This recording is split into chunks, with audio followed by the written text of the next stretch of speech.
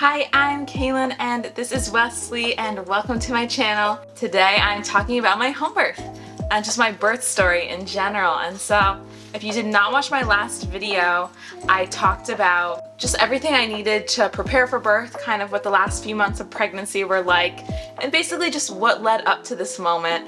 And I totally left you on a cliffhanger on the last video. If you didn't watch it yet, make sure you click in the corner or head to my channel to go and watch it. But I left you on a cliffhanger. I just ended it with I think I said, it was Wednesday, August 18th or August 17th, and then I just ended it abruptly. So yeah, let's just jump right into it.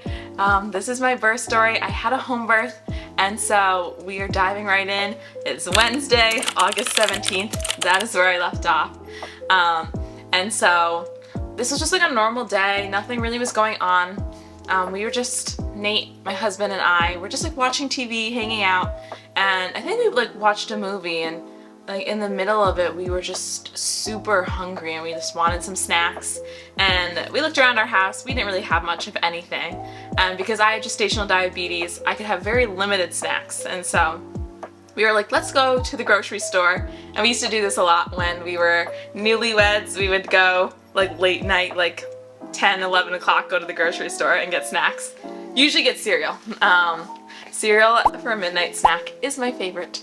And so we went to the store, and so he got me, I don't actually think he got me anything.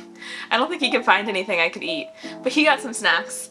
And I was just sitting in the car waiting for him, just by myself waiting, and I just felt like a weird gush of water.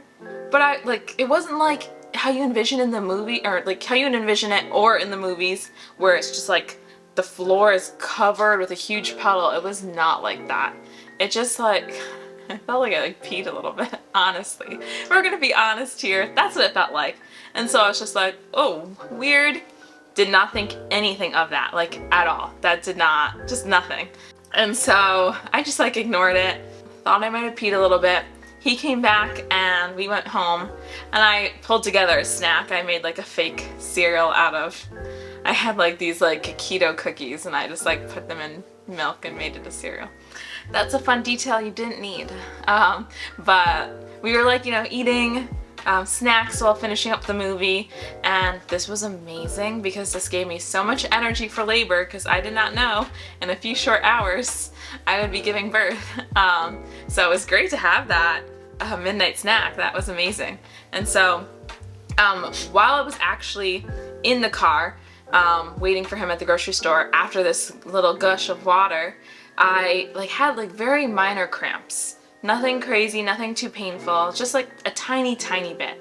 And I mentioned in my last video, I had a lot of Braxton Hicks contractions, a lot of prodromal labor, which is just essentially a false labor.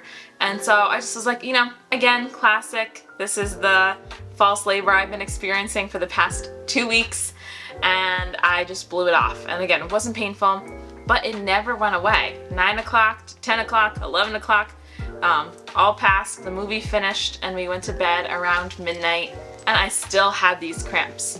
And so I mentioned it to Nate, and I was it's kind of weird that 4 hours later I still have these cramps. So I was maybe let's time them, because you gotta time your contractions to see how far apart they are, to know if you're actually in labor. And so we timed them, and some were 30 seconds long, some were 2 minutes long, or apart. They were all different lengths apart. The contractions lasted all different lengths. And so when you're actually going into labor, there's a set duration. And you were excited. And so it was not matching that. Super inconsistent. And so we were just okay, let's just go to bed. This isn't anything. He kept saying, oh no, you're not in labor. This isn't happening right now. Just go to bed. And so I went to bed at midnight, and from midnight to 1, totally slept normal, nothing was wrong. Or not wrong, but nothing was happening. The full hour of sleep, and then at 1 o'clock I woke up, and it just still was there. The pain woke me up. And it wasn't the light kind of cramping as before. It was a lot stronger and really starting to hurt and be uncomfortable. Again, not excruciating, not horrible pain, just like, okay, this hurts. I'm uncomfortable. And so I just laid in the bed from 1 a.m. to 4 a.m. With this pain. And so I put in my AirPods. I had an app, it's called the Christian Hypnobirthing app. And basically it's just a bunch of affirmations that you like listen to that say different things about birth, and just assure you that what you're experiencing is normal. And yeah, they're just affirmations. And so I listened to those a lot while I was, getting ready. Not a lot, I listened to them like 3 times while I was doing those, the mile circuit that I mentioned in my past video. I listened to this hypnobirthing playlist. And so I put it in my AirPods, was listening to it, just laying down, just kind of like, shifting and being uncomfortable for 3 hours straight. And then at 4 o'clock, I was just like, ugh, like this just feels horrible. It is not stopping, and it's getting stronger. It is just really starting to be like, I cannot just lay down here and ignore it. So I got up, I was like, maybe it'll help if I get up and go to the bathroom. So I just like got up, went to the bathroom, and I just like sat like on the toilet, just like hunched over in pain for like 15 minutes. And I was like, maybe like I should like time my contractions, because they're getting stronger and more, like it seemed like more constant. And so, I timed them, and I think before I timed them, I was like very hesitant to like, again, think that it was labor, because you get this handout from the midwife, and it's like, only call in the middle of the night if your contractions are 45 seconds long and 5 minutes apart. And so, I did not want to call because it's 4 a.m. And so I'm like, this could totally be false labor. I'm not sure. And, I didn't want to wake up Nate. I didn't want to call my midwife at 4 a.m. and, make her drive to my house just to be like, oh, actually, that was not real. And of course she wouldn't like have minded, I'm sure. But I was just super conscious about that. Oh, hello. And then also I had my doula, and she lived about an hour away from me. And so I didn't want to call her either if it wasn't like for real. And so I'm like just really trying to delay it. I'm just like sitting on the toilet like, nope, I'm not waking Nate up. I'm not calling anyone. Like, let's just wait it out. And like 5 minutes later, then I'm like, okay, let's just time it just to see. So I time it. They're exactly, the contractions are 45 seconds long, 5 minutes apart. And I'm like, oh no, because it's 4 in the morning, and like I still did not want to call anyone. Like I was just like, no, I don't want to. I can make it until 7 a.m. because 7 a.m. is like the normal like office hours. And I was like, I can wait that long. I can do it. But I did wake up Nate, and I was like, hey, I just timed my contractions, and they're exactly like what the paper says. Like, what should we do? And he was kind of like, oh, like, I don't know, are you sure? Like, I don't know if you're having it for real. And I was like, yeah, like, I don't know either. And like literally like several minutes later, I was like, okay, this is getting really, really painful and uncomfortable. Call our midwife, call our doula. I am really uncomfortable. There's no way this isn't it. So he calls our midwife, it's 4:22 in the morning, and he basically is like, Kaylin timed her contractions, they're the distance apart, and like, what should we do? Like, is it time? And so, most first-time births, first-time labors are pretty long. And so, your midwife doesn't come rushing right over. If you're gonna be in labor for 10 hours, like, they'll let you do some of labor alone, especially early labor. They say, just, relax, make sure to eat. And so early labor is something that our midwife encouraged us to do on our own. So I don't know if I'm in early labor or if I'm in actual, like, ready to go labor. But so she tells us, why don't you just wait 45 minutes, see how things progress, see how you're feeling, and then give me a call back in 45 minutes to check in. And so it's 4:22. Literally, I'm like, okay, like, let's see, that's fine. And I'm not joking, 12 minutes later, I am like, call her back, call her back. I was like, I can't wait anymore, call her back. like call our doula, tell her to come. Like I'm starting to get to the point where I can't handle the pain. Like I need someone to help me. Because Nate, at this point, he's setting up the birth pool. And so we have the birth pool, like I mentioned in the past video. It's here at our house. It's not set up though, so you have to blow it up. You have to fill it with water. And so he's setting that up while I'm just kind of like in pain. And so he can't really help me with the pain because he's, you know, busy setting up this pool. So I'm like, I need some help with the pain, like call my doula and get her here. And so he calls my midwife back and she's like, okay, gonna gather my things, I'll come over. You know, Nate is like, yeah, she doesn't think she can wait any longer. So I end up jumping in the shower and putting on my birthing outfit, which is funny. It's just a bathing suit bottom, a bathing suit skirt, and I just like cut the bottom out. And then just a nursing bra. Why are you so chatty, love? You're chatty. You're about to be born. Just a few more hours. And then, yeah, so I get out of the shower, put that outfit on. Oh no, I don't put that outfit on. I get out of the shower and I just put like workout clothes on. And I just go to my dining room with like a yoga mat and my birth ball. And I'm just like one of those like exercise blow up balls.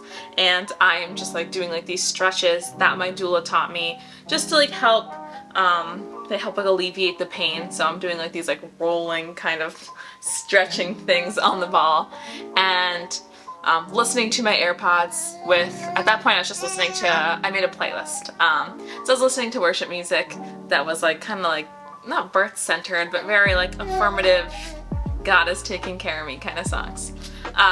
And so just, you know, suddenly my midwife arrives. And so it's like, it's not anything, like I have no concept of time. She just shows up. I don't know when. According to Nate, who was paying more attention, she got there at 5:30. So I called her to come over, maybe around like it was like 4:35 or something. So about an hour, and she showed up, and she had me change into my birth outfit then, and then she did a cervical check, and she told me I was dilated over a 5. So that's all she said, just, oh, you're over a 5.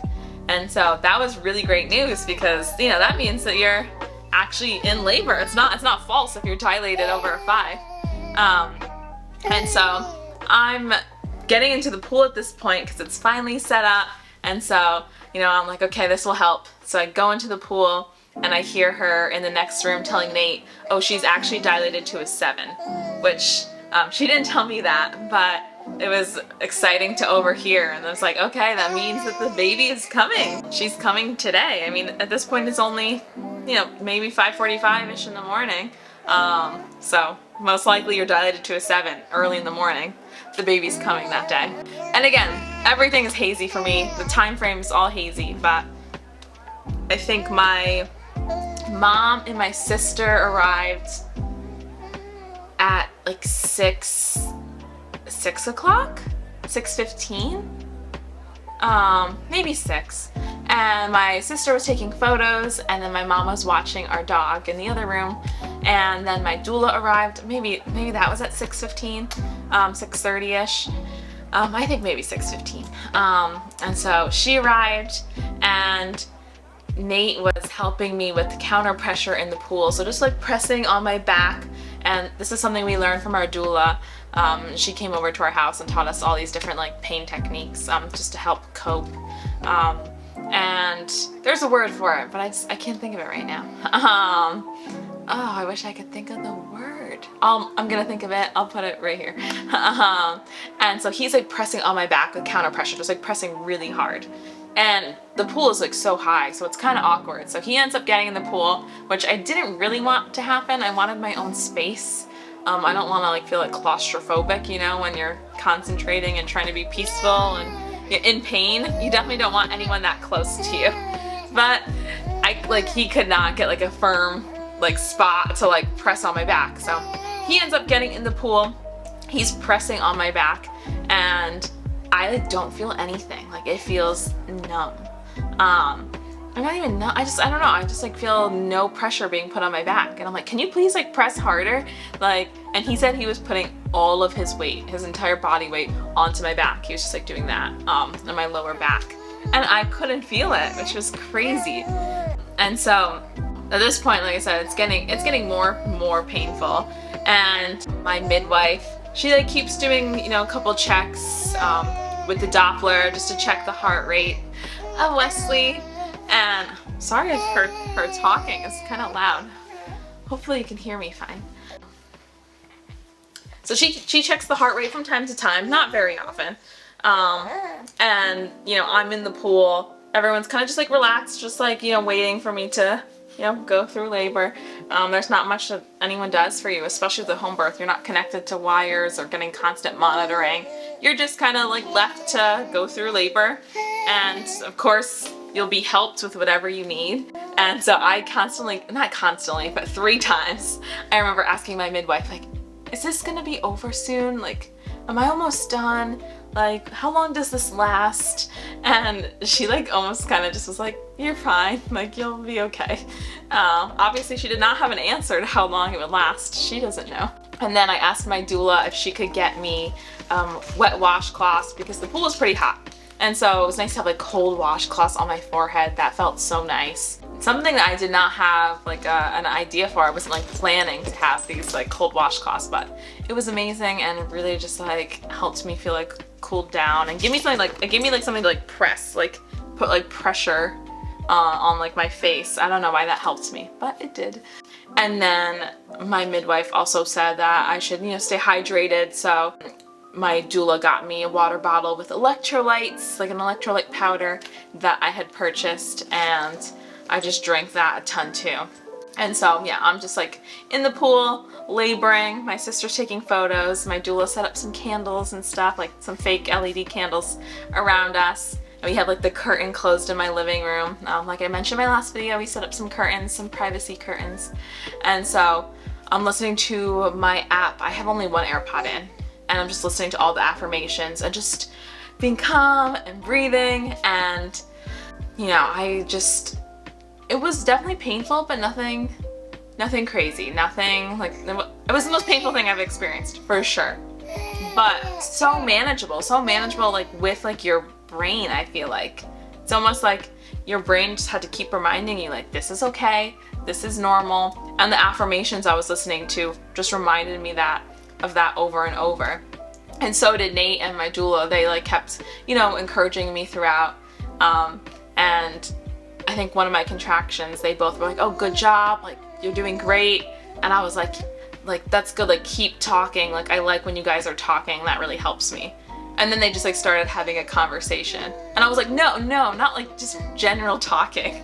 I mean like encouraging me and just reminding me like, you know, reminding me to breathe, reminding me you're doing great, just giving encouragement. And that was so helpful. Just every time I had a contraction, I would like squeeze my hands on like Nate's like shoulder, or I was holding his hand or his arm, and then my doula was holding my hand, and I would just like squeeze and get so, not tense, but just like squeeze to let them know like I'm going through a contraction. And then, you know, they'd be like, just breathe in, out, breathe. You're doing great, you got this, you know, it's almost over. The contraction, not the labor, but the contraction's almost over, you're almost there. And that was just so helpful. So along with the affirmations in my ear that are constantly going, I then had multiple people just reminding me that, you know, I was doing a good job and just cheering me on, which words of affirmation for my love language. So this was so helpful. But still, you know, it was still just like nice and peaceful and a quiet vibe just the whole time. And so my midwife, she reminded me that I had to have an empty bladder to give birth, or that would just be better. I don't actually know like the science on that or anything, but I've heard that multiple times. Oh! And so she was like, you can pee in the pool. And I was just like, no, I don't really want to. So I was like, you know what, I'll go to the actual toilet and go to the bathroom. So I was like, you know, can someone help me out of the pool? So I got out of the pool, went to the toilet, went pee, and I could like actually like feel the baby descending. Not like she was coming out, but just like I could feel like that the baby was like kind of moving, or like that I was dilated. I don't know what I could feel, but it just felt like I feel a movement. I feel like something's happening in my labor. And I was like, oh wow, like it actually feels pretty good. Like, you know, I can actually feel like I'm in labor. I feel like something's happening. Whereas in the pool, like I said, I couldn't even feel Nate pressing on my back. I couldn't really feel anything. So I was like, after I finished going to the bathroom, I was like, I think I want to stay here for a little bit and just like labor on the toilet for a little. And so I did for a tiny bit of time. Then my midwife came back and she checked the heart rate again. And I asked if she could check how dilated I was. And I was like, you know, can you check? Can you make sure like the baby's like coming? Or like see if you can feel anything? And she said, why don't you do it? And I was like, what? And it was so cool. I didn't even know that was an option because that's not something that is talked about. And so I kind of just felt and I could feel her actual head. I like felt like the tip of her skull, like it just suddenly felt like super hard rock essentially. A lot of people describe labor or like giving birth as like you have like a rock up here and you're trying to get it to come out and like you can feel it. You can feel the rock move down through your body. And I would say that was definitely my experience. But yeah, when I went to do my own, like, I guess it was kind of like a cervical check, but more just like a, you know, feeling if the baby's descending, I felt her head and I was like, that is so cool. I was like so encouraged.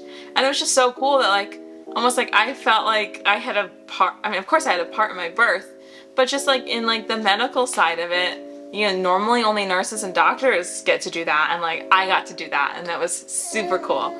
And so, you know, got out of the bathroom and I was like, okay, back to the pool because that is where I'm giving birth. That is like super important to me. This is my birth plan. I'm giving birth in the pool. And so I go back to the birth pool.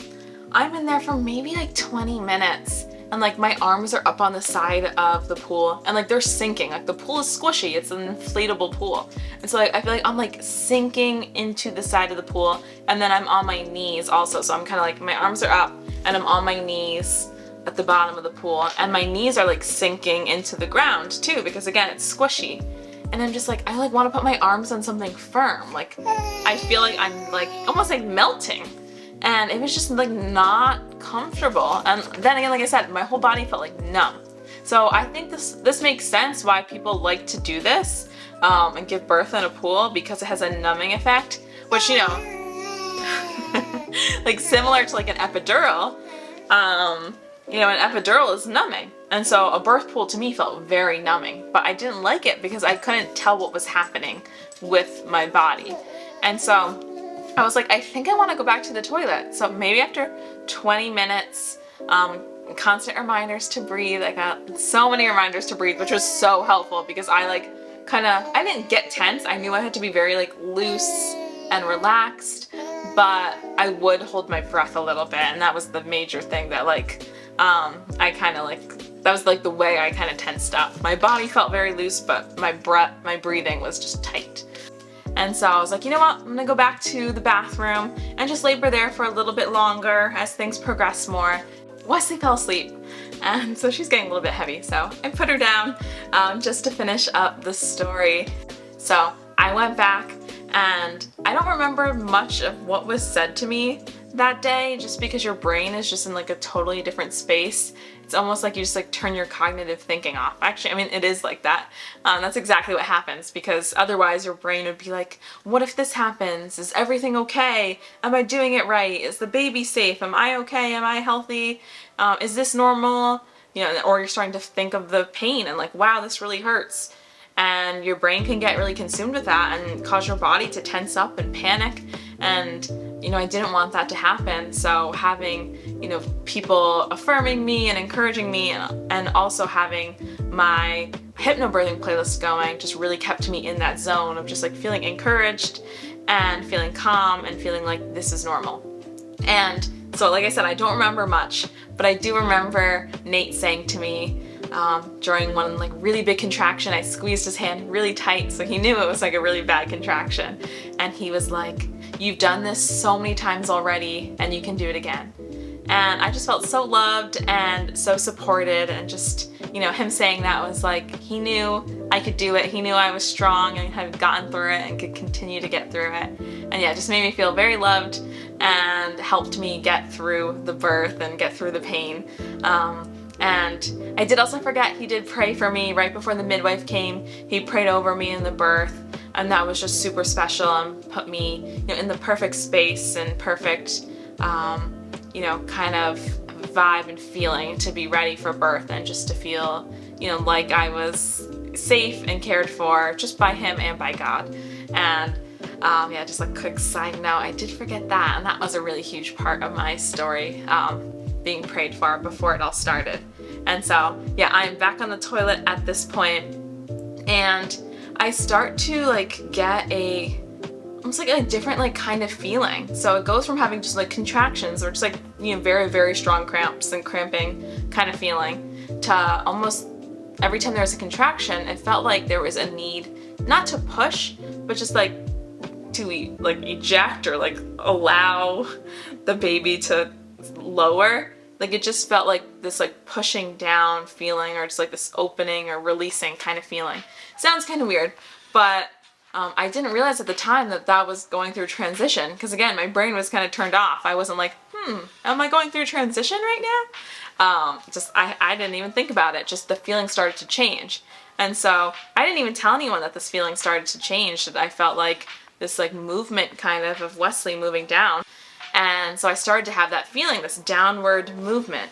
And I didn't say anything, but after about 10 minutes, I was like, I think I gotta go back to the pool.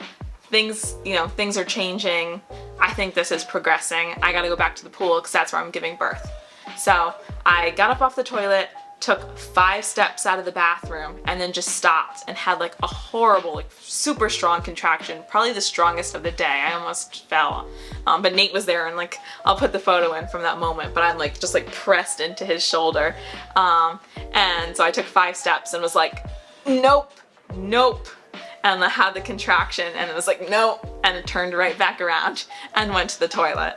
So I tried to make it back to the birth pool, and spoiler alert, I gave birth on the toilet. I did not make it back to the pool ever again. So I'm going to leave you on another cliffhanger and stop right here for this video, since this is part 2, so just my labor, and then part 3, it was getting a little bit too long, so wanted to make a part 3 that starts from this point on and is the actual birth when Wesley gets here. And so that will be next, and make sure to come back to my channel if you want to watch that video, and subscribe, hit the notifications so you don't miss it, and make sure to like this video as well, and I'll see you guys next time.